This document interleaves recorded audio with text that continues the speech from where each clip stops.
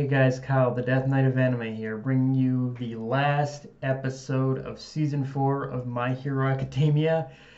And, oh boy, there's a lot to talk about. Like, holy shit, what a way to end the season. Okay, so let's just get the big thing out of the way, which is that it's already been confirmed and announced we're getting a fifth season. But the thing about this announcement for me is that even though there is enough material left in order to make another season, I think season 5 might very well be the last season we get for a while, because if I've done my math right and the production history holds true, then I think the next season is more than likely to end one arc short of the current arc.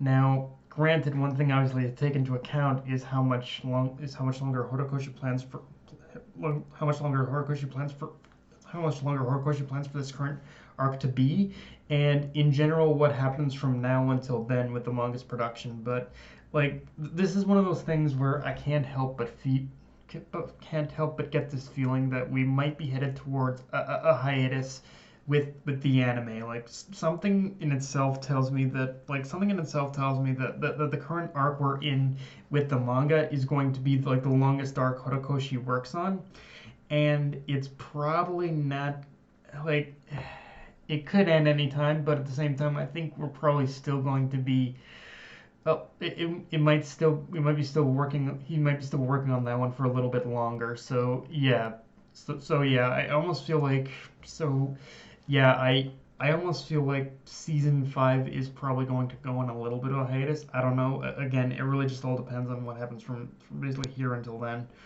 Um, Now that aside, I gotta first thing I gotta commend greatly about this episode and this final episode is art and animation was top fucking tier in this episode. Like every single frame, every single motion, everything about this episode was just beautiful and freaking epic. It was beautiful, epic, and just it was mind blowing to look at. I think, and honestly, like if we're and honestly just basing this episode on the art and animation metrics alone, I think this is probably the best episode in the whole series thus far. Like over the span of all the seasons we've had, I think this is like Bones' best animated episode of My Hero Academia. Yes, even more so than the Prince one for the Prince all for one versus the All Might and basically all for one fight.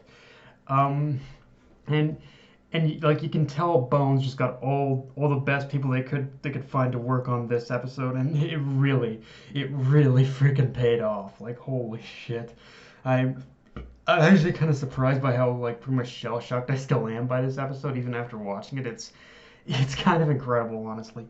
Um with that said, let's with that said though, let's talk about how the episode and season ended, because pretty much the base story ended where I thought it would, with the end of the battle between like pretty much battle between like high end and between the battle between like the Nomu and Endeavor. That's where the base story ended. So it ended where I thought it would, just like a chapter or two, just like a page or two shy of chapter 90. But however, the one thing that took me by surprise is the end credit scene, because what happened there is that they completely skipped over the aftermath of the battle and went with something that we honestly weren't supposed to see for at least a couple episodes down the road into season 5. So knowing that, I think what Bones did here is kind of a preemptive post-credit scene, in the sense where season 5 will open where season 4 ended and give us the aftermath of Endeavor's battle, but that post-credit scene in itself will still end up being shown in its proper place in the story. Like I think that's what they're doing here, but it's one of those things too where I'm like, wait, what or when I was shown, I was like, wait, what the hell are you doing, Bones? This isn't supposed to be shown for a while now. But so like yeah, I think it was a preemptive kind of post credit scene, but where when we get to that particular scene is going to be shown in its proper. When we get to season 5, that particular scene is going to be shown in its proper place in the story. But like either way though, I I gotta give credit to Bones, I guess, in the sense of that. Even knowing that though, that is kind of one way to hook your audience in for the next season. Bones, I didn't think you'd show that, but it's a pretty good hook to get us excited for season 5. I'll say that much. I didn't expect it, but it's I'm not gonna say it didn't work either. Um, now, now obviously there's a lot to praise in this episode, but one thing I really want to focus on with this episode with this review is I want to talk about Endeavor's development in this episode and how he completely like he basically takes his first real steps into becoming like an actual hero and not someone who's motivated by by just the status of things or just being number one hero. No, he actually evolved and became like the next symbol of peace, or at least the first steps into becoming the next symbol of peace to take over for All Might. And and I remember when this material was shown in the manga, and the way it was presented, there were people foaming at the mouth and prepared to rip Horikoshi's guts out for basically condoning domestic violence and abuse. And I don't know if that's going to be the same case here. I think I've come to realize that largely a lot of those people that were accusing Horikoshi of like domestic abuse or like the SJW crowd, I think that was largely the people who were mad at him for this. Um, but if it still ends up being the case where there are people who end up like who end up accusing like Bones or Horikoshi still of condoning this shit, the one thing it's one of those things where you have to look at the title of the episode. This in itself was nothing more than Endeavor's start line, the beginning of his journey towards becoming an actual hero and the next symbol of peace. And honestly, that journey takes him down a much more realistic path than what we and he himself expected. Because pretty much those who have read the manga like I have will know it isn't exactly a whole happy ending type scenario that happy ending type scenario for happy ending type scenario when it comes to like pretty much Endeavor. Like this whole ending, it definitely builds him up that yeah, he's definitely come into his own as a hero and become someone that the people can look up to. But in terms of Endeavor's personal life, it's not exactly going to go as well. Like it's not like things aren't going to go like things aren't going to go as simple and easy for him with his personal life after this. And it's but at the same time neither does that stop him from trying to make amends for his numerous mistakes and problems he's caused his family. So yeah, it's basically, again, it's all pretty much the start line for him. With that said, I better stop there pretty much before I give too much away.